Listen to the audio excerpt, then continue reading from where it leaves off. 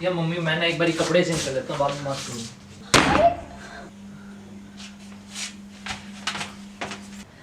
वो भी कुछ नहीं बताता और आप भी। हुआ क्या है?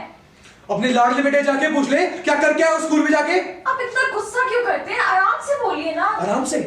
कोई आराम से करने वाली बात छोड़ी है उसने? कम से कम बताइए हुआ क्या है। तेरे को जानना है ना क्या हुआ? अच्छा तेरे को मैं बताता हूँ क्या हुआ है।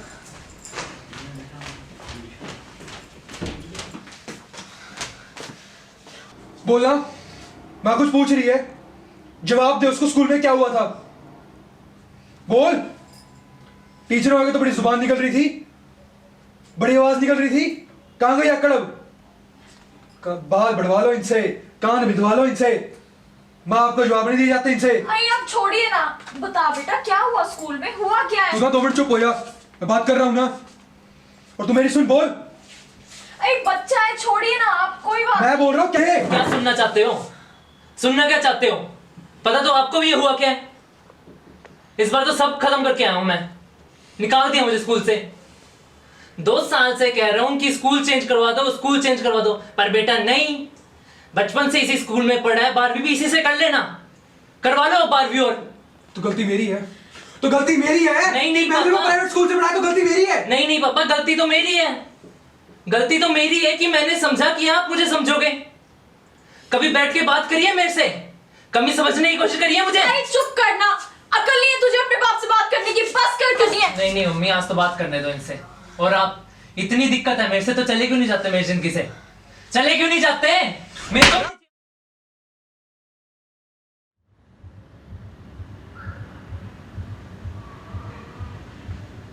थोड़े दिन बाद चले जाना। अब अचानक इतनी रात को कैसे जाओगे?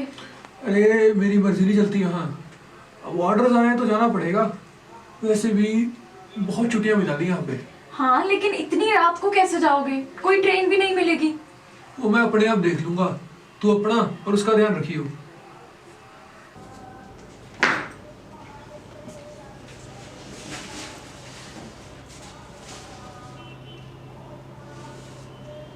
ख्याल रखो।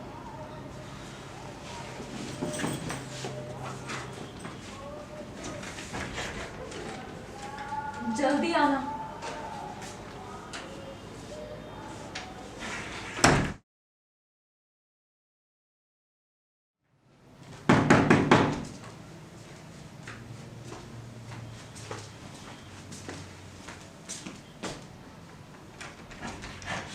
हिमांशु जी आपकी चिट्ठी आई है जी।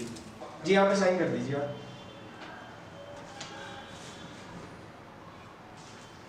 प्यारे हिमांशु, इधर? और दोबारा हम हाँ। बातें बीच रास्ते में छोड़ आए थे। ऐसा नहीं था कि मेरा बात करने का मन नहीं था, पर शायद हिम्मत नहीं थी। हिम्मत तुझे ये दिखाने की कि मैं भी दिल से थोड़ा कमज़ोर हूँ, कि गुस्से से सूख चुकी आंखें कभी कभी आंसू निकाल ही देती हैं।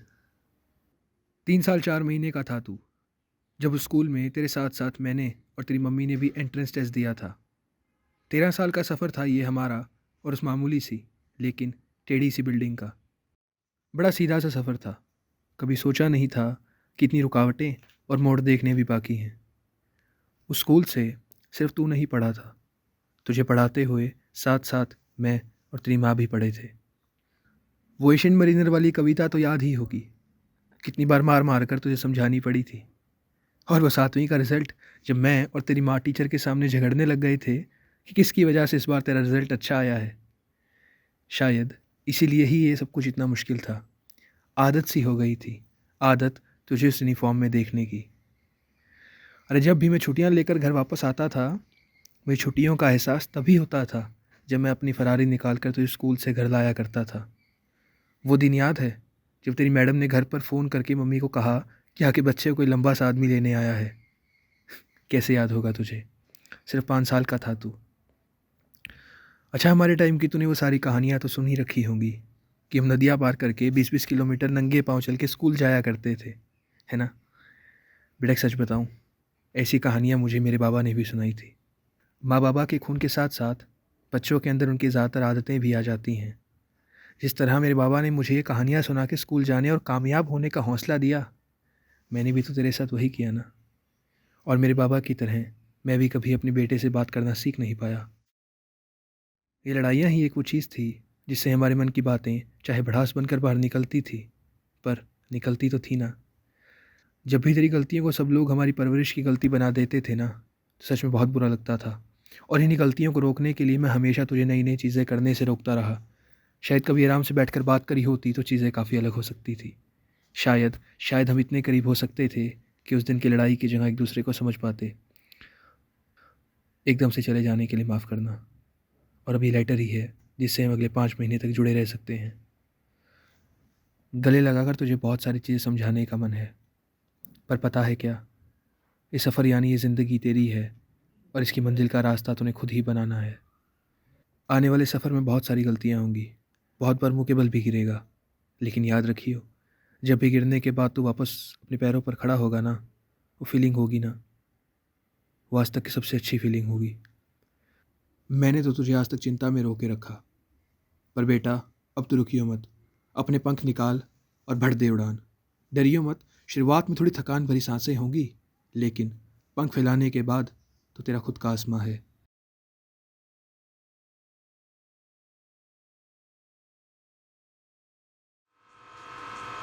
हिमांशु, खाना रेडी है।